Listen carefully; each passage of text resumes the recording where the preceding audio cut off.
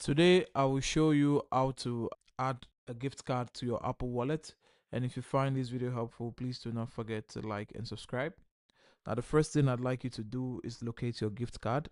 You're going to scratch off the label to display the numbers on the card. And before you get the card, please ensure that it can be used on Apple. Now once you get it, you're going to open up your Apple Wallet. You're going to go to the top of the Apple Wallet application and click on the plus sign. Now once you click on it, you're going to click on debit or credit card, and from here we're going to click on continue.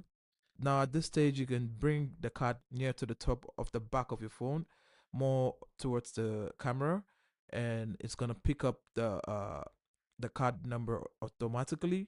But if you're having difficulties do that, what you can do is you can enter card details manually. You can enter the card name and the card number here, and you click on continue, and from there the card will be added to your Apple Wallet automatically. Now that's how to add gift card to Apple Wallet. And if you do find this video helpful, please don't forget to like and subscribe.